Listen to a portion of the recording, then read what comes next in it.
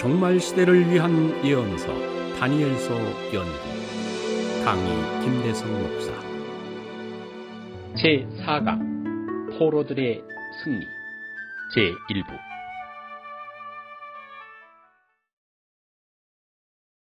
이제 다니엘서 1장을 펼치셔서 오늘 포로들의 승리라고 하는 제목으로 다니엘서 1장을 공부하겠습니다. 우리 지난번에 잠깐 공부하셨듯이 이 유다 나라가 바벨론의 포로가 된 것은 한 100여 년 전에 유다의 13번째 왕 누군지 기억하십니까? 히스기야 왕이 실수를 해서 하나님께 영광을 돌릴 자리에서 자기의 영광을 드러냈기 때문에 하나님께서 이사야 선지자를 통해서 내가 이방 나라 사신들에게 보여주었던 모든 보물, 무기들, 성전의 기명들이 다 이제 바벨론으로 옮긴 바 될 것이다. 그리고 네게서 날 자손 중에 몇이 사로잡혀서 바벨론 왕궁의 환관이 될 것이다 하고 이미 100여 년 전에 말씀하셨어요. 근데 그것이 18번째 왕인 여호야김 3년에 성취되는 장면입니다. 그래서 전체적인 내용은 이제 우리가 공부를 하면서 좀 다시 확인하고요.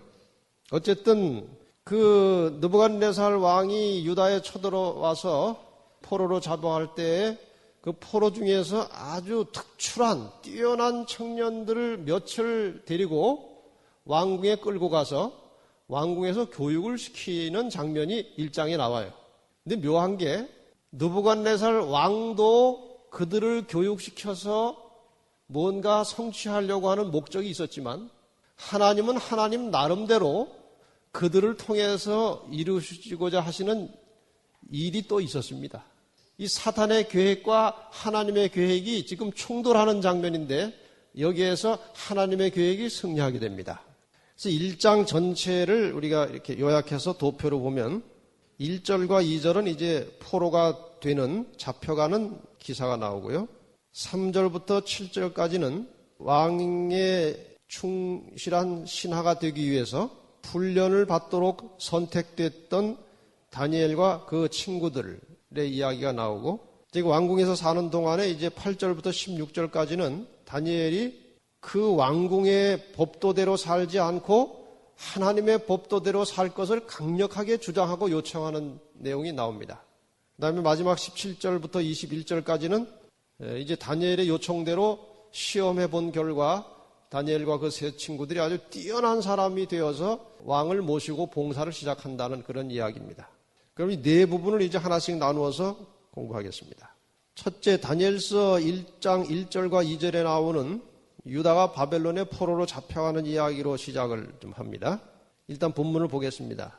1절, 유다 왕 여호야김이 위에 있은 지 3년에 바벨론 왕 느부갓네살이 예루살렘에 이르러 그것을 에워쌌더니 주께서 유다 왕 여호야김과 하나님의 전 기구 얼마를 그의 손에 붙이심에 그가 그것을 가지고 신할 땅 자기 시내 묘에 이르러 그의 시내 보고에 두었더라. 여기 이해하기 어려운 부분은 별로 없죠. 그러나 조금 분석해 보면 더 배울 것이 있습니다. 이 여호야김은 요시야 왕의 둘째 아들이었습니다. 여러분, 요시야 왕은 잘 아시죠? 아주 선한 정치를 했던 아주 좋은, 보기 드문 좋은 왕이었습니다. 그 요시야 왕이 이제 무깃도에서 전쟁 중에 죽었을 때에 백성들이 넷째 아들 여호아하스를 왕으로 추대했습니다. 근데 여호아하스는 왕된 지 3개월 만에 애굽의 느고라는 왕에 의해서 폐위되고, 애굽이 그때 상당한 영향력을 발휘하고 있었어요. 밑에서 유다 나라에 대하여 여호야김을 왕으로 올려놨습니다. 이 기사가 열왕기하 23장 29절로 34절에 나옵니다. 그래서 그 왕의 히스기야 이후의 왕의 역사를 보시면 히스기야 다음에 므낫세, 므낫세 다음에 아몬, 아몬 다음에 요시야, 요시야 다음에 넷째 아들 여호아하스, 그 다음에 여호아하스가 폐위되고 둘째 아들 여호야김이 왕이 됩니다. 이렇게 해서 이제 왕이 된 거예요, 여호야김이. 근데 여호야김 3년은, 여호야김이 왕된 지 3년 된 기간은 주전 606년부터 주전 605년에 걸쳐 있습니다. 가을부터 가을까지 1년에 걸쳐 있어서 이거 여호야김 3년인데, 그래서 이 1차 침공 받은 것은 주전 605년으로 대개 역사학자들이 정하고 있습니다. 느부갓네살이라고 하는 왕에 대하여 좀 생각해 보십시다. 느부갓네살은 그 이름이 신, 느부라고 하는 신은 아들을 보호하소서 그런 뜻이라고 합니다. 이 느부갓네살의 아버지가 나보폴라살이라고 하는 왕입니다. 그런데 느부갓네살이 유다에 쳐들어갔을 때에는 아직 느부갓네살이 왕이 아니고 그 아버지 나보폴라살이 왕이었을 때입니다. 바벨론의 왕이. 그래서 이 느부갓네살이 아버지의 명령을 받들어서 이집트와 페니키아에서 일어난 반란을 진압하는 중에 이어서 유다 침공이 이루어졌습니다. 그래서 역사학자들은 그 어간에 이 지금 느부갓네살이 이집트와 페니키아의 반란을 진압하고 유다를 침공하는 그 어간에 아버지가 갑자기 돌아가셨어요. 느부갓네살이 급히 이제 본국으로 돌아가서 왕위를 계승하게 됩니다. 다니엘은 이 시대에 느부갓네살이 이때에 이제 유다를 침공했을 때에 바벨론으로 잡혀가서 그 궁에서 거의 70년 이상을 삽니다. 참 긴 세월을 거기서 살았습니다. 근데 이 다니엘서를 기록한 것은 초기에 바벨론 왕궁에 들어가서 초기에 기록한 것이 아니고 중간에 기록한 것도 아니고 거의 70년이 지난 다음에, 그러니까 자신의 경험과 하나님의 역사하심과 바벨론의 역사를 다 경험한 후에 거의 인생의 말년에 다니엘서를 기록한 겁니다. 자, 그래서 이제 그 바벨론의 왕들의 이름을 쭉 보시면 생소한 이름들이 꽤 있습니다. 성경에 잘 나오지 않은 이름들이 있는데 역사를 보면은 이제 바벨론이 느부갓네살 이후에 아멜 마르둑, 네르갈사르 우스루, 리바시 마르둑, 나보린더스 이런 왕들을 거쳐서 이제 벨사살 왕 때에 나라가 완전히 메데 파사의 연합권에 의해서 정복되고 넘어갑니다. 참고로 하시고요. 그 다음에 그 성전의 기물들과 기명들을 어디로 가져갔다고 했습니까? 시날 땅, 자기 신의 묘에 이르러 그렇게 나오죠. 이 시날이라고 하는 이름은 창세기에 이미 나옵니다. 노아의 세 아들 중에서 저주받은 아들이 누굽니까? 함이에요. 함. 아버지를 아주 불경스럽게 대했기 때문에 저주를 받았는데 함의 아들 중에 구스라는 아들이 있습니다. 그래서 구스인은 피부가 어떻습니까? 검지요? 이런 것 관련이 좀 있다고 학자들이 보고 있죠. 구스의 아들 중에 니무롯이라고 하는 아주 유명한 영웅이 하나 있습니다. 사탄의 세계 영웅입니다. 니무롯이라고 하는 아주 유명한 영웅이 나타나는데 창세기 10장 8절에 그 니무롯이 세운 도시가 시날입니다. 시날 평지에 도시를 세웠습니다. 그리고 니무롯이 세운 그 도시에 바벨탑을 세운 거예요. 세우다가 물론 하나님의 제지로 성공하지 못했지만, 그래서 그 바벨탑이 세워졌던 그 터를 중심으로 세워진 나라가 어느 나라입니까? 그게 바벨론이에요. 그렇기 때문에 이 시날이라고 하는 말은 어느 특정한 지점을 말하는 것이 아니고 바벨론 나라를 가리키는 또 다른 하나의 단어로 보면 됩니다. 시날 땅이라고 하는 것은 그냥 바벨론 땅으로 보는 것이 무난합니다. 그리고 그 바벨론 사람들이 섬기던 주신은 마르뚝이라는 신이었고, 느부갓네살은 예루살렘에서 탈취한 성전의 그릇과 기구들을 그 자기의 신전 마르뚝 신전에서 사용하기 위해서 그 신전의 보물 창고에 갖다 둔 겁니다. 신의 묘에 이르러 해서 그 묘가 참 무슨 말인지 잘 이해가 안 가죠. 묘라고 하는 말은 그 한자로 신당 묘자입니다. 사당을 말하는 겁니다.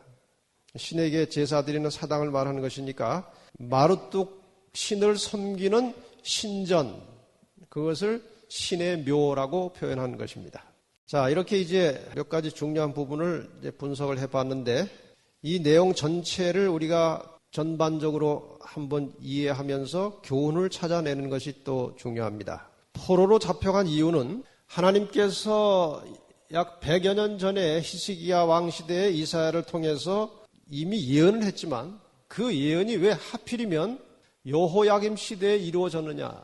하나님께서는 여호야김 시대에 예레미야 선지자를 통해서 계속해서 경고의 기별을 보내셨습니다. 이 당시 유다는 주로 어디에 의존하고 있었는가 하면은 애굽이라고 하는 나라에 조공도 바치고 어려움이 있을 때 도움을 구하고 그런 동맹 관계를 맺고 의지하고 있었어요.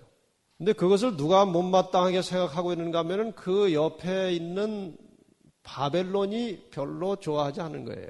그래서 에레미야가 나와서 이 여호야김 왕에게 3가지 충고를 합니다. 3가지 충고. 첫째는 애굽을 의지하지 말라는 거예요. 애굽을 의지하지 말고 우선 하나님을 의지하라는 겁니다. 애굽 의지하지 말고 하나님을 의지하라. 또 한 가지는 바벨론과 적대 관계로 있지 말고 화해하고 좋은 관계를 맺고 살라는 겁니다. 그런데 계속해서 이 여호야김이 그 경고의 기별을 듣지 않았을 뿐만 아니라 엉뚱한 일을 자꾸 했습니다. 성경을 가지신 분은 에레미야 22장을 보겠습니다. 22장 14절. 이게 지금 여호야김의 이야기입니다. 그가 이르기를 내가 나를 위하여 광대한 집과 광활한 다락방을 지으리라 하고 자기를 위하여 창을 만들고 그것에 백향목으로 입히고 붉은 빛으로 칠하도다. 네가 백향목으로 집 짓기를 경쟁함으로 왕이 될 수 있겠느냐? 네 아비가 먹으며 마시지 아니하였으며 공평과 의를 행치 아니하였느냐? 그때 그가 형통하였었느니라.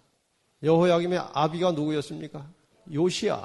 요시야가 아비였는데 이 아비는 하나님 말씀대로 잘해서 형통했어요. 네 아비는 형통했는데 너는 왜 그렇게 엉뚱한 일을 하느냐? 그래서 이 여호야김이 자신의 영화 향락에 몰두하고 있다가 마침내 바벨론의 침공을 당한 겁니다. 선지자의 기별을 듣지 않으면 결과는 망하는 것입니다. 이 말은 무엇과도 같은가 하면은 하나님께서 선지자를 통해서 주시는 예언의 기별을 무시하면 우리도 망하는 겁니다. 그래서 예언을 절대 멸시하면 안 됩니다. 예언을 통해서 선지자들을 통해서 하나님께서 우리에게 주시는 경고의 기별에 유념하시고 겸비한 마음으로 그 말씀을 따라가시길 바랍니다. 또 하나의 교훈은 바벨론이 예루살렘을 점령했다는 것은 그 의미상으로 상당히 생각해 볼 만한 겁니다. 바벨론의 뜻은 뭡니까? 혼잡. 예루살렘 할 때 살렘의 뜻은 뭡니까? 평화예요. 바벨론이 예루살렘을 점령했다. 혼잡이 평화를 삼켰다. 그런 뜻으로 볼 수 있어요. 원래 하나님께서 지구와 인류를 창조하셨을 때는 그 상태가 살렘, 평화였습니다. 그런데 죄가 이 세상에 들어온 이후로 인간은 하나님을 대적하게 됐고 그 결과로 시도한 것이 바벨탑을 쌓은 것입니다. 혼잡을 가져온 겁니다. 그래서 오늘날 우리도 혼잡하고 복잡한 생활이 우리 마음의 평화를 빼앗아 가고 있습니다. 그렇습니까? 어떤 한 부인이 몸이 너무 안 좋아가지고 주치의에게 전화했어요. 이 주치의는 그 부인을 잘 압니다. 늘 진단을 하니까. 그 사람이 어떤 사람인 것도 잘 알아요. 이 주치의에게 전화를 해가지고 어디도 안 좋고 너무 안 좋다고 어떻게 하면 좋겠습니까? 사모님 장롱을 열어보세요. 아니 아파 죽겠다는데 뭔 장롱을 열라고 합니까? 장롱 안이 깨끗하게 정리가 되는지 한번 보세요. 그거 정리할 시간이 어디 있습니까? 엉망이죠. 빨리 병이나 빨리 낫게 해주세요. 사모님 주방에 좀 가보세요. 그릇들이 다 잘 씻어지고 깨끗하게 정돈이 돼 있는지. 사모님이 병이 나으려면 집안을 깨끗하게 정돈하고 사세요. 그러면 마음이 안정이 되고 평안이 오고 병들이 많이 좋아질 겁니다. 오늘 우리는 너무 복잡해요, 사는 게. 그래서 안정이 없고 평안이 없습니다. 하나님 말씀을 따라서 좀 단순하게 사는 연습을 하시기 바랍니다. 경제생활, 인간관계 늘 깨끗하게 정리하고 단순하게 살 때에 마음의 살렘, 평화가 오는 겁니다. 더 이상 바벨론이 나를 점령하지 않도록 하나님께서 나의 왕이 되셔서 나를 평안하게 살도록 그렇게 기도하시고 그분의 뜻을 따라 사시기를 바랍니다. 지금 이 부분에 대단히 중요한 또 하나의 교훈은 여러 번 반복해서 말씀드린 대로 여호와를 의뢰하고 그 말씀에 순종하라는 겁니다. 사람이 살아가는데 가장 안전한 길은 하나님의 명하시는 도를 순종하고 그분을 의지하는 것입니다. 특별히 다른 사람을 지도하는 위치에 있는 사람들은 목숨을 걸고 하나님 뜻대로 살도록 해야 합니다. 왜냐하면 지도자가 하나님의 뜻을 거스리고 지도자가 배도하면 그 지도자 밑에 있는 백성들은 말할 수 없는 고난을 당하는 겁니다. 아무 죄도 없이. 옛날 이스라엘이나 유다의 왕들이 정치를 잘못해가지고 그 백성들이 고난당한 일은 이루 말할 수 없는 것입니다. 지금 북한의 실정을 생각해 보세요. 그 백성들이 무슨 죄가 있습니까? 그 백성을 다스리는 자의 정신이 잘못되면 그가 하나님을 두려워하지 않고 방자에 행하고 자기 마음대로 하면 그 밑에 백성들이 큰 고난에 들어가는 겁니다. 우리가 적게는 우리 가정에서 가족들을 지도하고 다스립니다. 자녀들을 다스립니다. 부모가 잘못되어 있으면 애들이 고생을 하는 거예요. 우리는 모두 항상 하나님을 두려워할 줄 알고 하나님 말씀에 신실히 따라서 하나님 뜻대로 사시기를 바랍니다. 시편 118편 9절에 보면 여호와께 피함이 방백들을 신뢰함보다 낫도다 그렇게 되어 있습니다. 이것은 진리입니다. 여러분 하나님을 신뢰하시기 바랍니다. 3절로 7절에 두 번째 부분 잘 아는 이야기가 나오죠. 왕이 환관장 아스부나스에게 명하여 이스라엘 자손 중에서 왕족과 귀족의 몇 사람 곧 흠이 없고 아름다우며 모든 재주를 통달하며 지식이 구비하며 학문에 익숙하여 왕궁에 모실 만한 소년을 데려오게 하였고 이미 상당한 수준에 있는 청년들을 데려온 겁니다. 그리고 그들에게 갈대아 사람의 학문과 방언을 가르치게 하였고 갈대아라는 것은 바벨론 나라 그 주변의 지역을 이제 갈대아 지방이라 그렇게 말합니다. 갈대아 사람의 학문과 방언을 가르치게 하였고 또 왕이 지정하여 왕이 뭐까지 지정했는가 하면은 먹을 것까지 지정했습니다. 자기의 진미와 자기의 마시는 포도주에서 그들의 날마다 쓸 것을 주어 얼마 동안 3년 박사과정을 시키는 겁니다. 바벨론 박사과정 3년 공부를 시키겠다 이겁니다. 이는 그 후에 얼마 후에 3년 후에 그들로 왕의 앞에 모셔 서게 하려 함이었더라. 3년 동안 교육을 시켜서 왕이 테스트를 해보고 그 중에 우수하고 특출한 사람들을 이제 자기의 신하로 쓰겠다 이런 계획입니다. 6절 그들 중에 유다 자손 곧 다니엘과 하나냐와 미사엘과 아사랴가 있었더니 환관장이 그들의 이름을 고쳐 창시 계명한 거죠. 이름을 고쳐 다니엘은 벨드사살이라 하고 하나냐는 사드락이라 하고 미사엘은 메삭이라 하고 아사랴는 아벳느고라 하였더라. 이 장면이 이해가 가시죠? 이 중에서 사실 어려운 부분 하나도 없습니다. 그냥 뭐 넘어가도 괜찮지만 또 여기에 의미를 좀 살펴봅시다. 환관이라고 하는 것은 이미 말씀드렸던 대로 내시를 말합니다. 환관장이 이제 유대 나라 청년 중에 특출한 청년들을 바벨론 왕궁으로 데리고 왔습니다. 특별 교육을 시킵니다. 그런데 성경에는 그 내용이 나오지 않지만 그냥 제가 한번 상상을 해본 겁니다. 지금 유대 나라를 한번 포로로 잡아왔으면 그것을 영원히 자기가 차지하고 싶은 욕망이 있어요, 없어요? 있습니다. 그래서 아마도 이 바벨론의 왕 느부갓네살의 마음속에 그런 계획이 있었을지도 몰라요. 그 왕족 중에 출한 사람들을 데려다가 바벨론의 교육을 시켜서 완전히 세뇌, 바벨론화 시킨 다음에 바벨론화 된 유대인이 유다의 왕이 되면 자기 마음대로 할 수 있는 겁니다. 그래서 아마 물론 자기 왕궁에서 신하로 만들기 위해서 교육도 시켰겠지만 그런 의도도 있지 않았을까 하는 추측을 할 수 있습니다. 그런데 그들에게 학문과 방언을 가르치는 것은 뭐 물론 괜찮겠지만 뭐까지도 먹이려고 하는 것입니까? 음식까지도 바벨론식의 요리를 먹이려고 하는 겁니다. 여러분 외국 나가서 식사해보면 한국에 맞지 않는 게 많죠? 그래서 남의 나라 가서 그냥 아무거나 잘 먹는다는 게 쉬운 일은 아니에요. 더군다나 지금 아마 이 바벨론 왕궁의 음식은 뒤 배경을 보면 사단이 지도했을 겁니다. 그래서 체질 자체를 유대인의 그 청년들 체질 자체를 이방인으로 만들기 위한 것입니다. 무엇에 의해서 체질이 결정됩니까? 먹는 음식에 의해서 체질이 결정돼요. 그런 의미에서 보면 우리 제7일 안식일 예수 재림교인들은 정말 복받은 사람들입니다. 어떻게 이런 음식을 먹을 줄 알게 되었는지, 처음에 우리 재림교회가 이 채식과 우리 먹는 식생활에 대해서 사람들에게 이야기할 때 전부 다 웃었어요. 까다롭고 정신없는 사람들이라고 말이야. 예수를 믿으려면 고이 믿지 뭘 음식까지 말이야. 고추장, 고춧가루까지 따지면서 그렇게 믿냐고 대단히 욕을 먹었어요.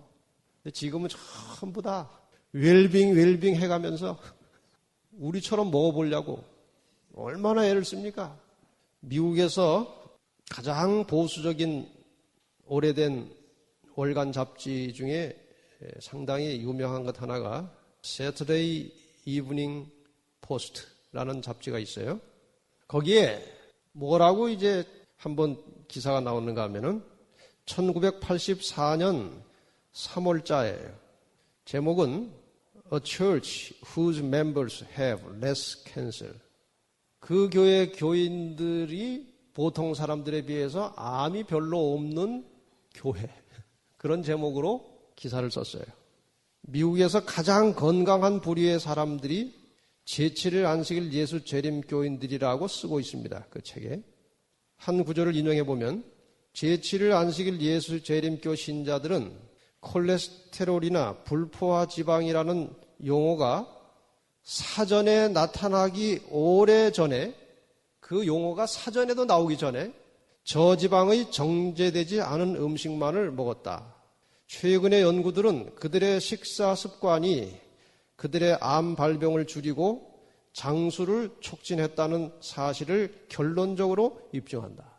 여러분, 이 재림교에 대한 이러한 기사는 브리테니커 사전에도 나옵니다. 영국의 대단히 세계적으로 유명한 브리테니커 사전에도 그 건강 관련 사전에 가면 이거보다 더 상세한 이야기가 나와요. 그래서 이 재림교회를 오래 다니면 자기도 재림교회를 오래 다니고 이 가르침을 따라서 신실하게 살다 보면 자기도 모르는 사이에 사람이 달라져 있어요. 왜 그럴까요? 식생활이 관계가 있는 겁니다. 식생활과 함께 그들이 추구하는 신앙 자체가 달라요. 그래서 지금 이 재림교회가 추구하는 신앙은 지금 다니엘의 신앙과도 일치하는 겁니다. 이것은 다니엘의 신앙이 아니라 하나님께서 인간에게 가르쳐 주신 신앙의 원리들이에요. 이제 음식만 먹이는 게 아니라 이름까지 고쳐서 완전히 사상을 바꿔놓습니다. 그 다니엘과 그 친구들의 이름은 원래 다 하나님 여호와와 관계가 있어요. 그 엘자가 들어가면 그건 하나님이라고 하는 뜻의 관계가 있는 거예요. 엘자가 들어가면. 다니엘, 하나냐, 미사엘, 아사랴, 이것이 다 하나님과 여호와에 관련된 이름들인데 그 이름을 바꿔버렸습니다. 다니엘 이름은 무엇으로? 벨드사살. 벨이라고 하는 신이 생명을 보호한다. 사드락, 월신을, 달신을 경배하는 자다. 메삭, 포도주의 여신에게 몸을 바친 자다. 아벳느고, 말뚝의 아들의 종이다. 이런 이름으로 바꿔놨어요. 유대인들에게 이름은 굉장히 중요한 겁니다. 그들의 신앙과 그들의 운명을 생각해서 그 부모가 아이의 이름을 지었어요. 이름을 다 바꿔놨습니다. 자, 이러한 사건을 가지고 또 몇 가지 교훈을 좀 보십시다. 일단 느부갓네살이 훌륭한 청년들을 분별하는 기준, 무엇을 기준으로 뽑아왔습니까? 가문, 외모, 학력, 재산, 거기서 이제 재산까지 조사하지 않았겠지만 일반적으로 사람을 판단할 때 그런 외적인 요소를 기준으로 해서 사람을 판단합니다. 근데 다니엘과 세 친구는 그러한 외적인 조건들도 좋았지만 중심도 아주 순수하고 인품이 뛰어나고 하나님에 대한 신앙심이 특출한 청년들이었습니다만 대체로 외모를 보고 외형적인 조건을 가지고 사람을 판단한 결과는 반드시 실패합니다. 그 남자 여자가 결혼할 때 얼굴 보고 결혼하면 얼굴을 중요한 비중으로 두고 결혼하면 실패합니다. 다행히 얼굴도 괜찮고 속도 괜찮으면 천만다행인데 안 그런 경우가 많거든요. 우리나라 말에 얼굴 값한다고 그러죠. 얼굴 값한다고. 그럼에도 불구하고 많은 사람들이 외형을 가지고 판단을 합니다. 그러나 하나님은 중심을 보십니다. 하나님께서 그 백성들을 택하실 때 보면 고린도전서 1장 26절과 29절에 이런 기준이 나와요. 기준이라기보다는 하나의 결과라고 볼 수 있겠죠. 형제들아, 너희를 부르심을 보라. 육체를 따라 지혜 있는 자가 많지 아니하며 능한 자가 많지 아니하며 문벌 좋은 자가 많지 아니하도다. 그러나 하나님께서 세상에 미련한 것들을 택하사 지혜 있는 자들을 부끄럽게 하려 하시고 세상에 약한 것들을 택하사 강한 것들을 부끄럽게 하려 하시며 하나님께서 세상에 천한 것들과 멸시받는 것들과 없는 것들을 택하사 있는 것들을 폐하려 하시나니 아무 육체라도 하나님 앞에서 자랑하지 못하게 하려 하심이라. 지금은 어떤지 모르겠습니다만 저희가 신학과 공부할 때 보면 그 신학과 학생들이 어쩌면 그렇게 한결같이 가난뱅이만 모였어요. 참 이상해요. 종종 이제 머리가 뛰어난 청년들도 있지만 그렇게 반에서 공부를 특출하게 잘하는 청년들이 아니에요. 그래서 대개 보면은 밥 사 먹기도 힘들어요. 기숙사에서. 학비는 둘째고. 왜 그럴까요? 가문이 좋고 돈이 많고 능력이 뛰어난 사람들은 하나님 믿으려고 하질 않아요. 자기를 의지합니다. 자기의 능력, 자기의 재산, 자기의 가문이 의지예요. 그러나 결말에 가보면 분명히 그것은 역전됩니다. 제가 고등학교 다닐 때 친구들 지금 만나면 다 저를 부러워합니다. 저를 부러워해요. 그때 저보다 공부 잘했고 대단히 부자로 살고 특출했던 그 동료들이, 친구들이 지금 만나면 저를 제일 부러워합니다. 왜 그렇습니까? 그거 해보니 별거 아니거든요. 부자들은 항상 부자입니까? 망할 때도 있지. 그것도 부자 많으니까 참 불쌍하더라고요. 아니, 처음부터 가난하면 괜찮은데, 부자가 망하니까 참 보기가 딱하더라고요. 대단히 좋은 대학을 나와도, 그냥 벌어먹고 산이라고 정신없어요. 아무런 이상도 가치도 없어요. 그래서 여기 보면은, 세상에 미련한 것들을 택하사 지혜 있는 자들을 부끄럽게 하시고, 약한 것들을 택하사 강한 것들을 부끄럽게 하시고, 천한 것들과 멸시받는 것들과 없는 것들을 택하사 있는 자들을 폐하시고, 여러분 이러한 하나님의 섭리와 은혜에 감사하시길 바랍니다. 그러나 종종 상당한 지위도 있고 재물도 있고 능력도 있는 사람이 겸비한 마음으로 하나님을 신실하게 섬기는 사람들이 있습니다. 그 사람들은 정말 하나님께서 정말 유용하게 쓰는 사람들이에요. 예수님 시대에 니고데모라든가 아리마다 요셉 같은 사람들, 부자고 권세가 있는 사람들이지만 마음이 가난하여 예수님을 섬기게 되었을 때 큰 역할을 하지 않았습니까? 우리가 없으면 없는 대로 감사하며 겸손하게 하나님께 영광을 돌리고 있으면 있는 것을 가지고 하나님께 감사하고 주님의 사업을 위해서 적절하게 쓸 때에 하나님께서 우리 모두에게 축복하실 것입니다. 특별히 느부갓네살이 히브리 청년들에게 궁중의 음식을 먹이려고 시도한 것은 느부갓네살 왕이 예루살렘 성전을 파괴한 것과도 관련을 갖습니다. 아까 이미 잠깐 언급을 했지만 예수님께서는 자신의 몸을 성전이라고 하셨습니다. 요한복음 2장 21절에 사도 바울도 성도들의 몸이 성령이 거하시는 성전이라고 했습니다. 고린도전서 3장 16절과 6장 19절 20절에 우리의 몸이 성전입니다. 이 성전에 깨끗하고 좋은 음식을 넣으면 성전이 건강하게 보존되고 맑은 정신을 가지고 유지가 되는 것이고 이 성전에다가 아무 음식이나 집어넣으면 성전이 다 점점 파괴되고 망가지는 겁니다. 그래서 예루살렘 성전을 파괴시킨 느부갓네살이 그 궁중에 잡혀 들어온 청년 히브리 청년들에게 궁중의 그 진미, 고기, 기름진 음식, 그 화려한 음식을 먹이려고 한 것은 그들의 성전을 다시 파괴하려고 시도한 것입니다. 사단의 계략이었습니다. 그러나 사단이 이 세상의 대리자들을 통해서 외형적인 성전은 파괴시킬 수 있지만 우리 개인이 신실하게 하나님을 붙들고 있는 한 사단은 우리의 몸 성전, 마음 성전을 자기 마음대로 파괴하지 못합니다. 끝까지 하나님을 의지하시고 우리의 성전이 파괴되지 않도록 늘 기도하고 잘 가꾸시기를 바랍니다. 성전 안에는 하나님이 임재하시고 하나님의 계명이 존재합니다. 우리가 이 음식을 통해서 성전을 깨끗하게 보존하는 것도 중요하지만 더 중요한 것은 우리의 이 마음 속에 하나님의 계명을 새겨두는 것입니다. 성전 안에는 하나님의 계명이 반드시 있고 계명에는 늘 하나님의 존재가 같이 공존하고 있는 거예요. 하나님의 계명과 하나님의 존재는 분리될 수 없는 거예요. 시편 97편에 보면 의와 공평이 그 보좌의 기초라고 했습니다. 그 의는 기준, 계명을 말하는 거예요. 우리의 모든 삶의 원리, 원칙을 하나님의 계명을 따르고 하나님이 우리의 생각의 주인이 되셔서 우리를 통치하고 지배하실 때에 우리는 그야말로 성전이 되는 겁니다. 이 성전은 아무도 파괴할 수 없습니다.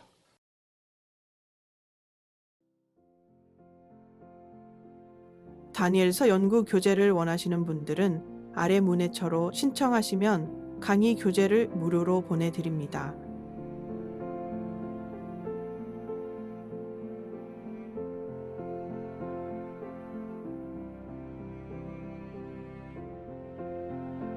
진리바다를 검색하신 후 진리바다 웹사이트에 들어가시면 많은 성경 연구 자료들을 보실 수 있습니다.